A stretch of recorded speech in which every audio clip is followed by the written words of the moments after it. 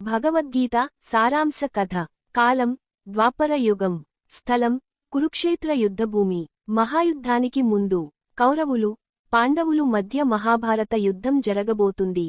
పాండవుల పక్షంలో అర్జునుడు పరాక్రమశాలి, నిష్ణాత ధనుర్ధారి. కౌరవుల పక్షంలో అతని బంధువులు, గురువులు, చిన్ననాటి స్నేహితులు కూడా ఉన్నారు. అర్జునుడు రథసారథిగా శ్రీకృష్ణుడిని కోరాడు. యుద్ధం మొదలయ్యే ముందు అర్జునుడు తన రథాన్ని మధ్యలో ఆపమని కృష్ణుడిని అడిగాడు. అర్జునుని దుఃఖం. అర్జునుడు యుద్ధరంగంలో తన బంధువులు, గురువులు, స్నేహితులను చూసి, ఇవన్నీ మనుషులు, వీరిని చంపి నేను రాజ్యం ఏం చేస్తాను అని విరక్తితో, విషాదంతో ఆయుధాన్ని వదిలేశాడు.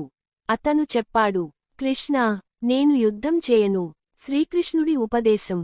కృష్ణుడు చిరునవ్వుతో, అర్జునా, నీది క్షత్రియ ధర్మం. కర్తవ్యం చేయకుండా పారిపోవడం నీకు తగదు అని మొదలుపెట్టాడు. ఆ తర్వాత కృష్ణుడు ఇచ్చిన ఉపదేశమే భగవద్గీత. ఇందులో 18 అధ్యాయాలు, 700 శ్లోకాలు ఉన్నాయి. ప్రధాన సూత్రాలు. పాయింట్. కర్మయోగం. కర్తవ్యం చేయి, ఫలంపై ఆశ పడకు. నీ హక్కు కర్మపైనే, ఫలంపై కాదు. పాయింట్. భక్తియోగం. భగవంతునిపై పూర్తి విశ్వాసం, ప్రేమ ఉంచు. జ్ఞానయోగం. శాశ్వతమైన ఆత్మను తెలుసుకో. శరీరం నశిస్తుంది, కాని ఆత్మ నశించదు. సమత్వం. సుఖంలోనూ దుఃఖంలోనూ సమంగా ఉండు. అర్జునుని జాగృతి. కృష్ణుడి ఉపదేశం విని అర్జునుని మాయ తొలగింది.